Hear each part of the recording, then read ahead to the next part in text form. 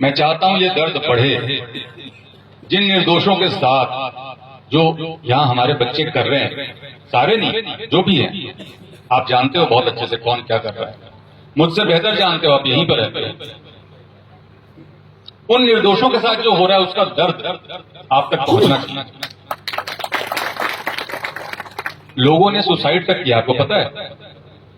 हमारे साइबर अपराधी जो कि एक मोबाइल फोन लेकर के लाइन लगा के बैठे रहते हैं, आप देखते होंगे बाजारों के किनारे, नहर के किनारे, उनके आपको लगता है कुछ नहीं कर रहे हैं, मोबाइल पे पैसे तो ट्रांसफर करा रहे हैं, छोटे मोटे अपराध कर, जो एसपी साहब भी कह रहे थे, उससे लोगों ने सुसाइड तक किया, आत्महत्याएं की। एक बुजुर्ग मेरे पास आए, जो साहब बता रहे थे, वैसी घटना मैं बता रहा हूं, एक बुजुर्ग मेरे पास आए जब मैं क्राइम ब्रांच में था, रिटायर्ड कर्मचारी थे, 60-65 लाख उनकी पूरी जिंदगी भर की कमाई थी उनके पास, पूरे के पूरे पैसे उन्होंने दे दिए।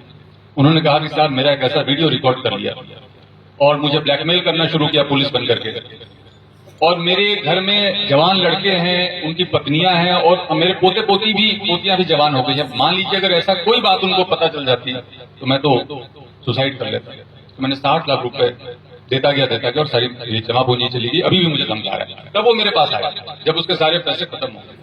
तो हम लोग किस तरह के काम की तरफ अपने बच्चों को धकेल रहे हैं, इस विषय पे ही बात करने के लिए मैं आपके बीच में आया। मुझे या जो पुलिस के यहाँ पे अधिकारी बैठे हैं, इनको क्या तकलीफ है आप बताइए? आप जो भी अपराध के बारे में हम बात कर रहे हैं, चाहे गो हत्या है, चाहे साइबर क्राइम है, व्यक्तिगत तो कोई तकलीफ नहीं है। हम आपकी तकलीफ के लिए आपके बीच में आए हैं, ये आपको समझना पड़ेगा।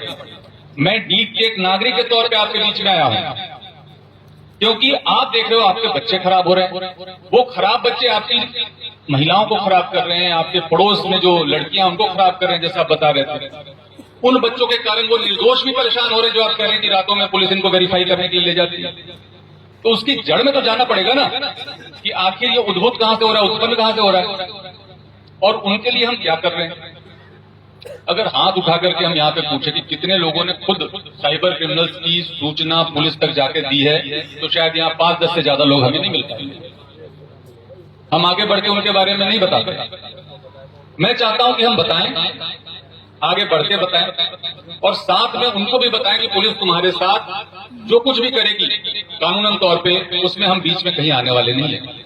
आप ये सोचो कि सरपंच साहब बचा लेंगे, प्रधान साहब बचा लेंगे, कोई जनप्रतिनिधि बचा लेगा, कोई प्रभावशाली व्यक्ति बचा लेगा, तो वो गारंटी तो मैं एसपी साहब और अपनी तरफ से दे रहा हूं आपको कि कोई नहीं बचा पाएगा। और मैं इसलिए भी आपके बीच में आया कि मैं ये आपको बताऊं कि मेवात जिस चीज के लिए जाना जाता था, हसन खां मेवाती के नाम पे मेवात का कितना सम्मान है, यही नहीं पूरी दुनिया में सम्मान है।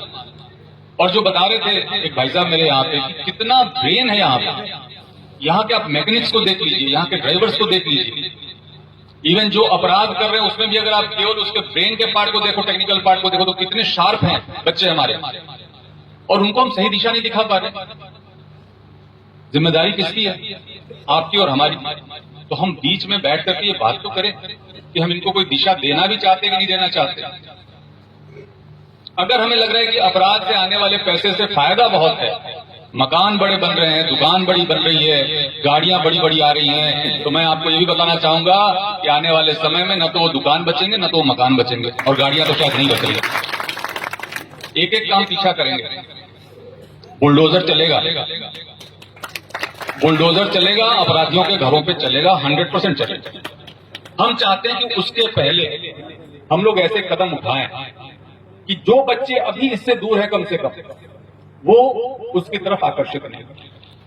आप बताएं कि पुलिस कितनी सख्ती कर रही है और कितनी सख्ती करने वाली है, इसलिए मैं आपके बीच में आया। और मैं किसी भी तरीके से किसी का नुकसान, किसी का बुरा नहीं चाहता। जो शिकायतें थी कि साहब हमें वेरिफिकेशन के नाम पे परेशानी होती है, कतई हम नहीं चाहते। हम क्यों चाहेंगे? आप सोचिए, जब पुलिस किसी के घर में घुसती है तो वहां की महिलाओं की क्या स्थिति होती है, आप सोचिए जरा।